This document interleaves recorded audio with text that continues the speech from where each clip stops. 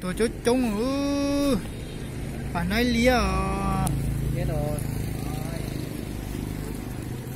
chết rồi. Ôi được đấy dữ. Mấy con này lên ông táo hết rồi.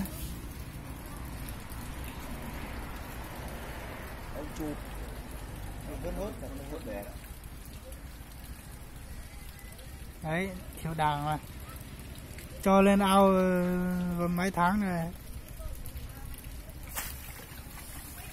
được.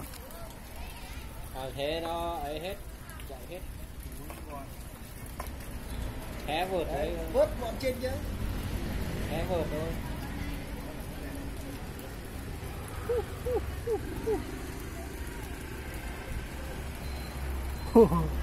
Ông giáo không kịp lên đến trời đâu.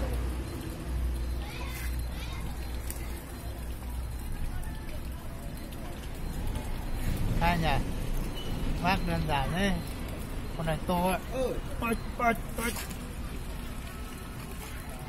Phát nào cũng được, phát nào cũng được. Vẫn có mấy con ở trong kia. Như leo không ạ? Phát này chứ. Có đục nước chỉ cần hơi là cố được. Đấy, nước ở đây có là được.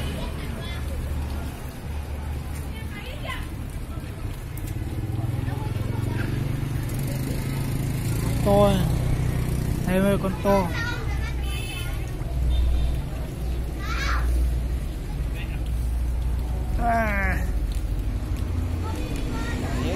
Chạy ra xuống đây hết rồi.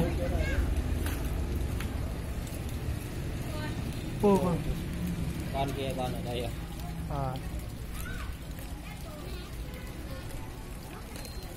Nó cả.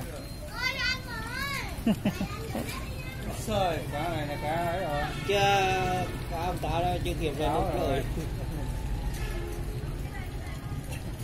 Chưa kịp lên trời cho vào chôn hết. Này lên nồi chứ mà lên trời. Không đem cứu nó mà phải thả sao?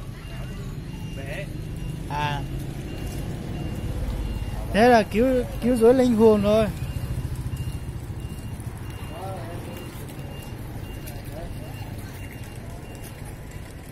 Cái này khá ấy rồi, khá đặt cái chân kéo rồi, đừng gặp.